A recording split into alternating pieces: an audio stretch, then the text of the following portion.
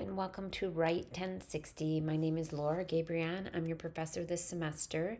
Let's start with an overview of the course and then we'll work into week one. All right, so you'll notice you've got some general information up at the top of our Moodle page. I'll post announcements usually every Sunday morning, sometimes a little bit earlier, sometimes just a little bit later, but that will remind you of what you have due that evening. Usually most of our assignments are due on Sunday evenings at 11:59 p.m. And it will kind of preview what's going to happen the next week. So you'll get a weekly announcement. This is our course text. It is an open education resource, so it is free. You'll just read the assigned readings from this text. Once you click on the link, you can go ahead and open that. Apparently I needed to be logged in this morning. I apologize, but you've got, this is just argument and critical thinking, which is what we're working on all semester. All right, let's go back to the course. You've got some resources, that you can, look through. You've got, things like a laptop loan application, the Center for Multicultural Initiatives, Gender and Sexuality Center, etc. And you can just kind of move through this document if you the services for OU students are linked, so you can use that as needed. You'll notice that we have a kind of a repetitive setup to each week. Most of the time it will have view, read, review, and do. For our first week, I'm just having you review some of the documents. So obviously the view will be the weekly video. Review would be more like the types of things I would hand out if we were in a face-to-face class, like the course syllabus or how the discussion forums are graded, or how, the breakdown of the individual assignments weigh into the larger assignment categories. But you can see as we move into week two, you would also have your reading assignment. Everything is linked, so you just need to navigate through those links. Let's take a minute, because it's our first week of the semester, to look at that course syllabus. You've got a lot of information in the front part of this about our course objectives, the required texts and supporting course material. If you've taken 1050, you already have Grizz rights. If you have not taken 1050, it's up to you as far as whether or not you will want to purchase Grizz rights. I will say that I do not use that text throughout the course.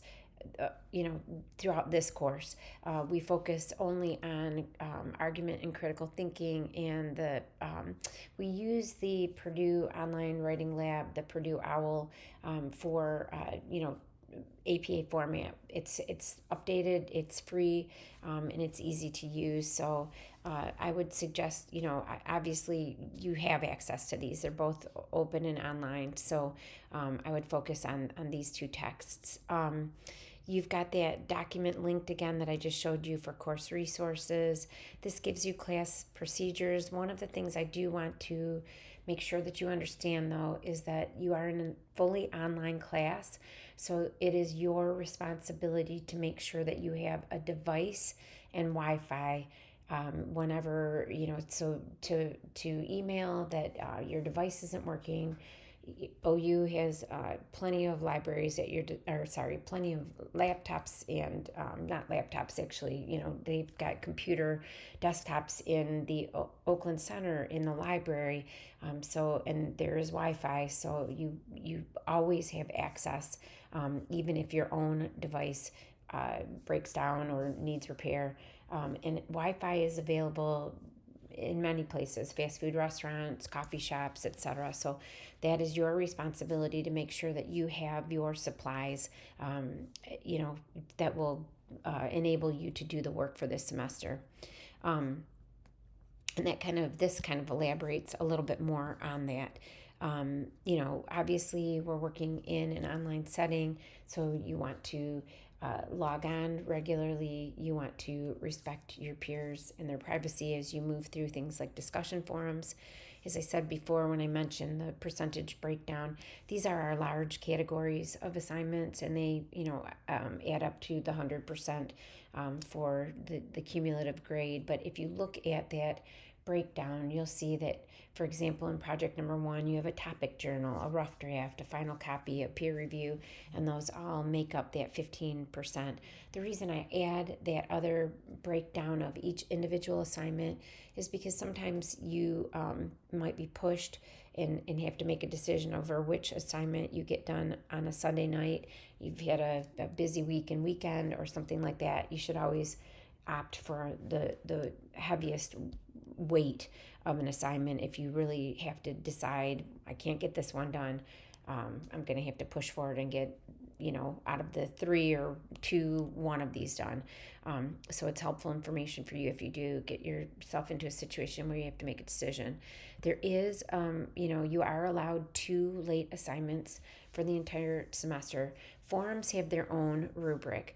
After 6 hours, you really can't get too many points for the rubric, so you should look at that, rubric 2. That's in the review section for this week. But for the other assignments, for your the things that you'll turn in, submit via the assignment links, you are allowed 2. And they are automatically reduced by 10% as a late assignment. Academic conduct policy, generative AI policy, please read through these. It's important for you to be academically honest and to produce your own work. Our goal this semester is to make sure that you get better. You develop college level writing skills and research skills. So, it's important that what I'm seeing and giving you feedback on is your work. You do peer review. We do have an early alert system, and that allows me to send an email to your advisor and to you if I'm concerned about the work that you're turning in, or maybe that you're behind on. We do have an add drop guide. So if you do decide to drop the course, you want to fall within the parameters so you can be refunded or partially refunded. I highly advocate for the Writing Center. It's another set of eyes beyond your peers in the class and me.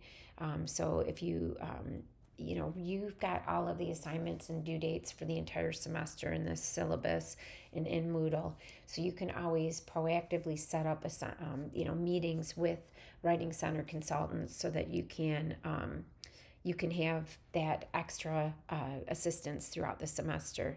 All right, now this breaks down your assignments, per week, but you'll see that it mimics Moodle. We do have a spring break, obviously, and our last day of class is actually a Friday.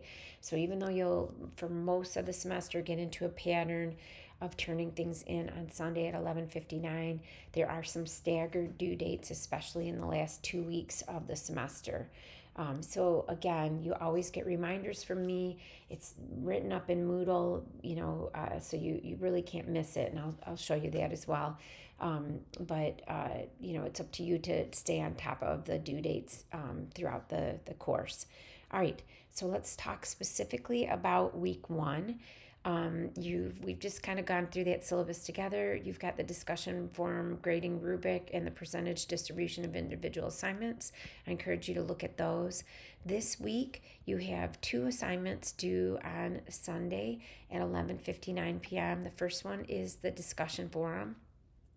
You're going to make a short Animoto video. They're free. You have about a 30-second window about yourself. I will post mine so that you'll have an example. And I've given you a couple of little tutorials that might help you make them, but it's a very easy to navigate app. It's not difficult at all. You just add pictures, some text. It provides music for you, so you can make a selection on that, a background. And then once you hit produce video, it basically does all of the editing that you would have had to do for you. All right, you're going to post your link and then you will view at least 2 other students' videos. You can view more, of course, and comment on them. Now, one of the things that you'll want to remember is that when you're adding your first post, you'll add discussion topic. You can give it a subject like video about me. Like I said, you'll see mine. I'll upload that shortly. A little bit of text, or this is a video about me, something like that, and then you'll post it. And once you've posted, you'll see the opportunity to reply to the posts. So it's easy to navigate, and you'll go through. Like I said, most of our forums have a total of 3 posts: an initial post, and then 2 responses to classmates, except for the peer reviews. The peer reviews, it's just 1 response to a classmate. All right, the other thing that we have do, and you can see that you can also use the left-hand navigation menu, is I've given you a prompt about, just, looking at the effects of social media. I want you to, respond in an argumentative manner. It's going to be a brief response, 500 words or so. It's an essay, so think about your intro, your body, your conclusion.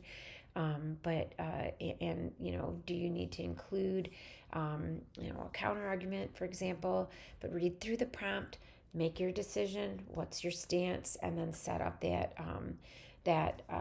writing writing your first writing response.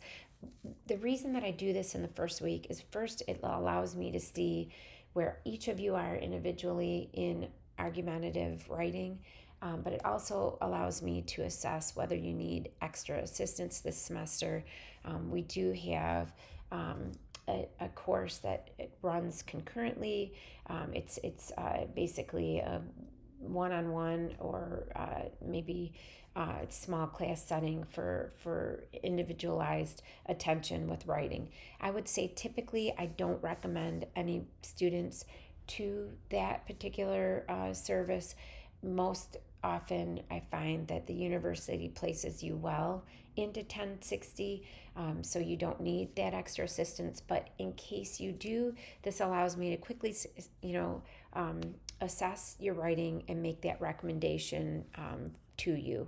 All right, so those and two, you will just simply submit your assignment via this assignment link. All right, so let's go back to week 1. All right, so that kind of sets you up for the first week and for the semester as a whole. I encourage you to ask any questions you might have. I'm always available via email, and we can set up a Zoom to meet as well. And I look forward to working with all of you.